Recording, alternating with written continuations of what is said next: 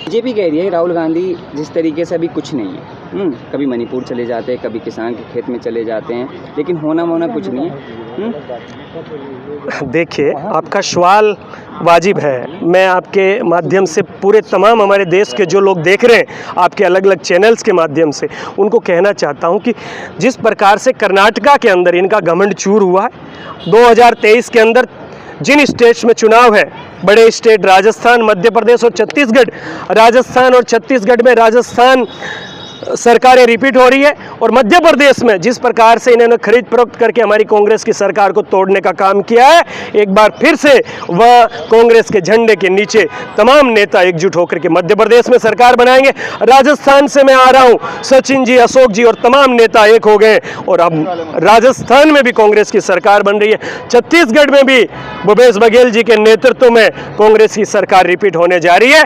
और जो कर्नाटका का चुनाव था, उससे यह तय हो गया कि मई 2024 के अंदर राहुल जी इस देश के प्रधानमंत्री बनने जा रहे हैं, और उसका जो ट्रेलर है वो आपको दिसंबर 2023 के इन विधानसभा के चुनावों के माध्यम से देखने को मिलेगा कि किस प्रकार से कांग्रेस की लहर इस पूरे देश के अंदर चल पड़ी है। और अब कांग्रेस की सरकार दिल्ली के अंदर, केंद्र के अंदर बनने से कोई नहीं रोक सकता। लेकिन भाजपा वाले कहते हैं कि राहुल गांधी तो योग्य ही नहीं है प्रधानमंत्री के।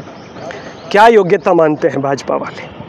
कैसी योग्यता मानते हैं? भाजपा वाले कह रहे हैं कि आलू में से सोना निकाल रहे हैं। देखिए, राहुल गांधी जी ने वो बात किस प्रकार से कही और किस प्रकार से उन्होंने इस वीडियो को एडिट करके और फैलाया। राहुल गांधी जी ने मोदी जी के ऊपर कटाक्ष किया था कि मोदी जी जहां भी जाते हैं बड़ी बड़ी बातें करते हैं, और मोदी जी ये कहते हैं कि मैं आपके लिए ऐसी मशीन लेकर के आऊँगा, इधर से आप आलू डालो, इधर से सोना निकलेगा। राहुल जी ने मोदी जी के लिए ये बात कही, और उन्होंने सिर्फ आलू और सोना, ये छोटी सी जो वीडियो क्लिप थी, इसी को वायरल किया। हकीकत क्या थी ये आपको भी पता है, देश की जनता को भी पता है। लोग तो ये भी कह रहे हैं कि राहुल गांधी जिस खेत को छुएंगे वो बेकार हो जाएगा। लोग ये भी कह रहे हैं, हम लोग सर्वे कर रहे हैं। राहुल गांधी जी ने 2018 के इलेक्शन में राजस्थान के अंदर प्रचार किया, सरकार बनी। छत्तीसगढ़ के अंदर प्रचार किया, सरकार बनी। राहुल गांधी जी ने हिमाचल के अंदर प्रचार किया, सरकार बनी। मध्य प्रदेश में प्रचार किया, सरकार बनी। अभी कर्नाटका में प्रचार किया, सरकार बनी। और अब जो विधानसभा के चुनाव होने वाला है, फिर से कांग्रेस की सरकारें बनेगी। और जो भारतीय जनता पार्टी का घमंड है कि इस देश के नक्शे से हम कांग्रेस को मिटा देंगे, उनका वो घमंड चकनाचूर होने वाला है। क्षेत्रीय पार्टी तो बीजेपी में आ रही है ना, आप मांझी की बात कर लीजिए, राजभर भी आ गए हैं, छोटे छोटे एसटी ओबीसी वाली पार्टी। अब देखिए, जहां इस देश में अलग अलग जाति धर्म के लोग हैं, अलग अलग क्षेत्र हैं, तो पार्टियां भी बहुत हैं। और सब पार्टियों को अधिकार है, उनको एक इस लोकतंत्र के माध्यम से उनको खुली छूट है कि वो कहाँ जाएं, किस जाए, संवैधानिक दायरे में रह कर के वो अपना मत जाहिर कर सकते हैं, वो किस विचारधारा से जुड़ना चाहें जुड़ सकते हैं। लेकिन जो देश के बड़े घटक दल हैं, जो पहले यूपीए के अंदर रहे हैं, वो आज एकजुट होने जा रहे हैं। और निश्चित रूप से मैं समझ सकता हूँ कि देश की जनता के मन में एक पीड़ा है कि जिस आशा और उम्मीद के साथ हमने 2014 के अंदर एनडीए की सरकार बनाई, उस एनडीए की सरकार ने इस देश के अंदर क्या किया। इन्होंने नोटबंदी करी, उसके दुष्परिणाम निकले। इन्होंने जीएसटी लगाई, उसके दुष्परिणाम निकले।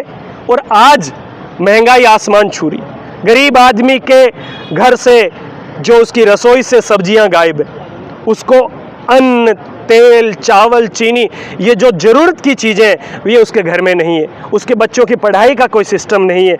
आज देश के अंदर बेकारी, बेरोजगारी से बच्चे तंग आकर के फांसी का फंदा अपने गले से लगा रहे हैं, वो मौत के मुंह में जा रहे हैं। और इन्होंने कहा था कि हम अगर सत्ता में आए तो हर साल आपको 2 करोड़ नौकरियां देंगे। उस हिसाब से अब तक इस देश के 18 करोड़ युवा इतना नाराज क्यों दिख रहे हैं? क्या अच्छे दिन आपके नहीं आए क्या मोदी जी के राज में? अजी, हमारे अच्छे दिन आए ना आए उससे कोई फर्क नहीं पड़ता। अच्छे दिन का वादा करके जो भारतीय जनता पार्टी इस देश के अंदर शासन में आई, उनके नेताओं के अच्छे दिन आए, उनके घर भर गए, उनकी तिजोरियां भर गई, उनके ऑफिस बन गए। लेकिन देश का गरीब आदमी, देश का किसान, मजदूर, दलित, जो अपना खून पसीना एक करके इस देश का पेट पालने का काम करता है, इस देश को बनाने का काम करता है, उन लोगों के अच्छे दिन नहीं आए। 9 साल बेमिसाल कहे जा रहे हैं भाजपा के। देखिए, सरकार उनकी, प्रचार उनका, मीडिया उनका, सोशल मीडिया पे आप स्पॉन्सर करो, पैसे लगाओ और भेजो, सब जगह मीम्स बनाओ, आईटी सेल बनाओ, अपने बंदों को बिठाओ, और यही करती आ रही है पिछले 10 साल से। 9 साल इनको शासन को हो गए, 1 साल पहले ये लग गए थे।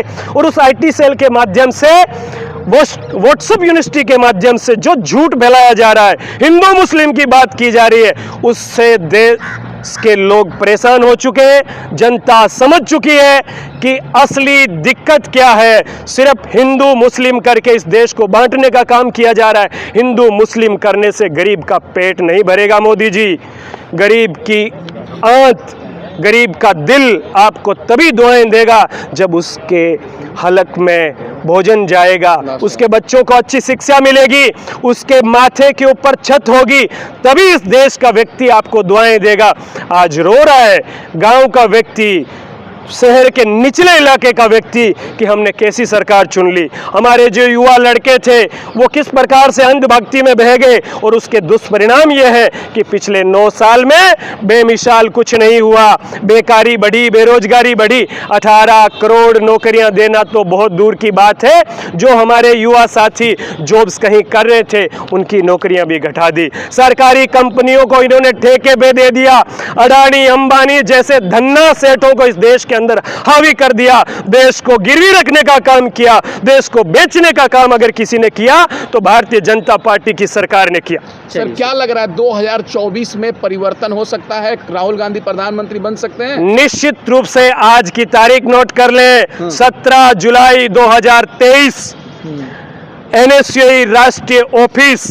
मैं पारस गुजर आप सब लोगों के समक्ष कह रहा हूं, हम सब लोग सुन रहे हैं, देश की जनता सुन रही है, 2024 के अंदर परिवर्तन निश्चित है।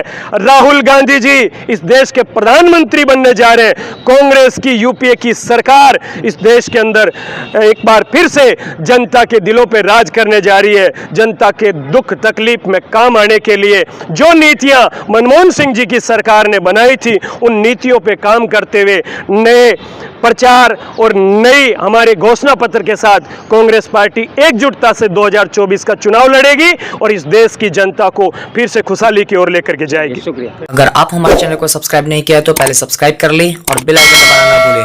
लाइक, कमेंट और शेयर जरूर करें।